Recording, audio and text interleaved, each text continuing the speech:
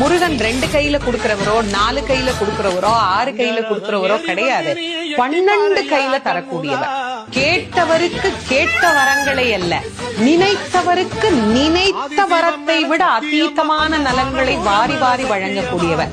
அவர் 12 கையில கொடுப்பார், வாங்குறதுக்கு நமக்கு தான் 2 கை பத்தாது. அப்பேற்பட்ட வள்ளலாக விளங்கக்கூடியவர் முருகப்பெருமான். அவர் வள்ளல்னா பக்கத்துல இருக்கிற அம்மா சும்மா கிடையாது, அவள் வள்ளி. இவர் 1 கொடுத்தா அந்த அம்மா 2 கொடுங்கன்னு வாழலாம். அப்படி கணவனும் மனைவியும் போட்டி போட்டுக்கிட்டு நமக்கு கொடுக்க தயாரா இருக்கிறாங்க. வாங்குவதற்கு நாம் என்ன செய்ய வேண்டும்? அவரை நினைக்கணும். எப்படி நினைக்கணும்? அரை நிமிஷமாவது நினைக்கணும்.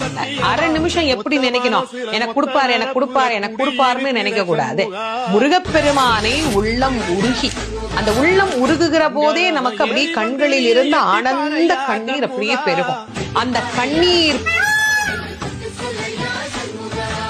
ஆதிசிவம் மேல சத்தியமா, அந்த ஆனமுகம் மேல சத்தியமா, ஆறுமுகம் மேல சத்தியமா, அந்த ஞான பழம் மேல சத்தியமா, மொத்த மனசுல மொத்த நரப்புல குடியிருக்கிற சண்முகா.